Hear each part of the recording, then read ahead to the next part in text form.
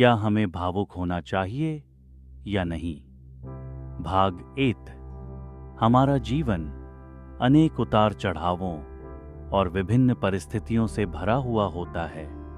ऐसे में स्वाभाविक तौर से हम इन घटनाओं से भावनात्मक रूप से जुड़ जाते हैं और कभी हतोत्साहित या दुखी महसूस करते हैं, तो कभी अत्यधिक खुशी अनुभव होती है।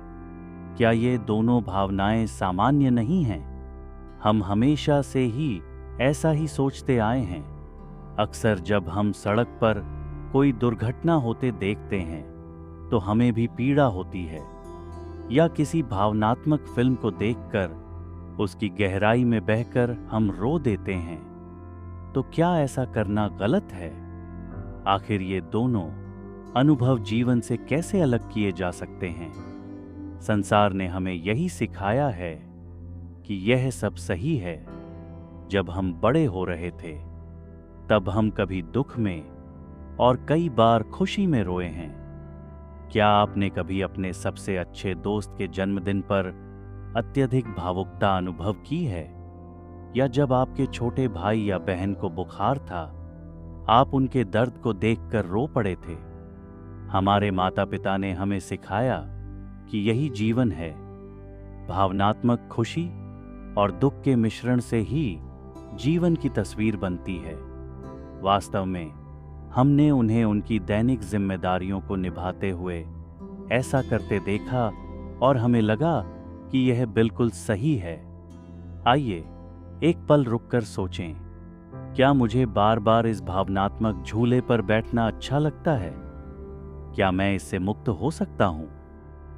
हम सभी जीवन की घटनाओं को इस दृष्टिकोण से देखते हैं कि हमें इससे कुछ हासिल करना है, लेकिन हम शायद ही कभी यह सोचते हैं कि हमें जीवन को कुछ देना भी है। प्रकृति में सूरज को ही देखें, उसकी विशेषता देना है। वह कभी कुछ लेने की इच्छा नहीं रखता और यही उसे शक्ति से भरपूर बनाता है। आइए इस गुण को अपने भीतर विकसित करें। यह हमें आंतरिक रूप से और भावनात्मक तौर पर शक्तिशाली बनाएगा और हम जीवन की विभिन्न परिस्थितियों में हल्का, खुशहाल और संतुष्ट महसूस करेंगे। तो आज से जीवन की हर परिस्थिति को कुछ देने की कोशिश करें। आत्मा के मूल गुण शांति, प्रेम और आनंद से भरने का प्रयास करें।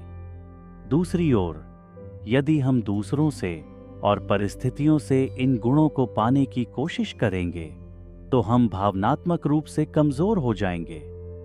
कल जारी रहेगा।